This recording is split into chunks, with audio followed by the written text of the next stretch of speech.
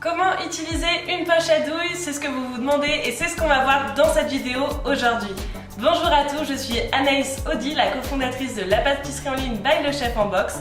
Avant de commencer, je vous invite à vous abonner en cliquant sur le gros bouton rouge en dessous de cette vidéo et à activer les notifications pour recevoir des vidéos astuces du CAB. C'est parti, je vous laisse avec Anthony.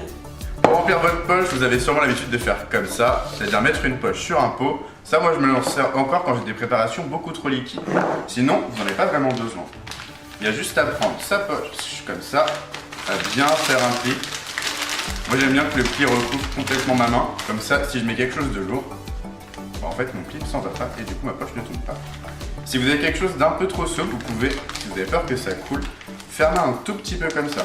Faire un tout petit bouchon, comme ça ne coulera pas, ça sera bloqué. C'est quelque chose de compact comme une crème pâtissière, une meringue par exemple, qui en a pas besoin. Ensuite, donc moi je suis droitier, je la tiens donc sur ma main droite. Et vous voyez, je fais bien un bel arrondi qui tient bien l'ouverture avec ma main. Si jamais je le mets comme ça, je vais avoir du mal à m'en servir après. Donc bien comme ça, ma main accompagne bien l'ouverture de ma poche. Je vais prendre ma corde, vous voyez, l'arrondi ici. Comme ma cuve est ronde, je vais prendre l'arrondi dans ce sens-là. Je vais tenir ma cuve avec ma main qui est recouverte par ma poche. Je vais aller venir bien chercher, vous voyez, je remonte bien jusqu'en haut. Si en fait je prends et je remonte directement, vous voyez, en fait ça me fait un trait comme ça qui va pas m'aider à bien garnir ma poche correctement. Donc je remonte bien jusqu'en haut, je prends comme ça. Et donc j'ai bien pris à l'horizontale, mais par contre ce que je vais faire, c'est que je vais me mettre à la verticale comme ça pour pouvoir remplir ma poche correctement. Et en fait, ma position elle n'est pas anodine, vous voyez, il y a mes doigts derrière, donc je vais pouvoir racler juste dessus, comme ça. Pas besoin de s'embêter à ce que ça descende plus, vous voyez, quand je vais rajouter juste après, ça va pousser naturellement. Donc, vous voyez, je me sers bien de mes doigts pour racler et donc tout mettre. Ensuite, quand c'est rempli, je donne un bon petit coup, soit avec une corde à plat sur mon plan de travail, soit avec mes mains. Je pousse jusqu'en bas. Si j'avais fait un petit bouchon, je le défais évidemment. Et donc, moi j'aime bien partir avec quelque chose de droit.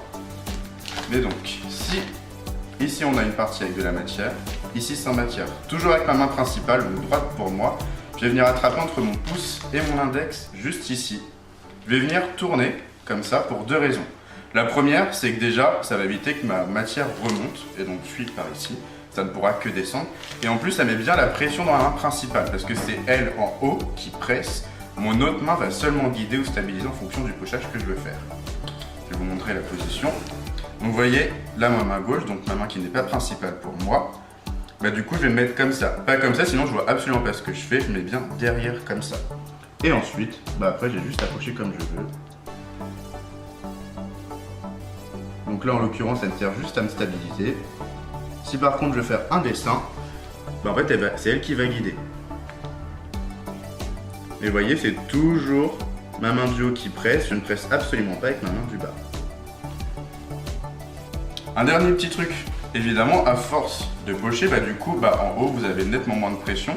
Donc du coup, il ne faut pas hésiter à se remettre au-dessus de son récipient, à pousser à nouveau, et du coup, à repartir comme vous étiez au début. Pour d'autres astuces de pochage, pour voir d'autres types de formes ou autre chose, vous avez une autre vidéo qui est disponible sur notre chaîne.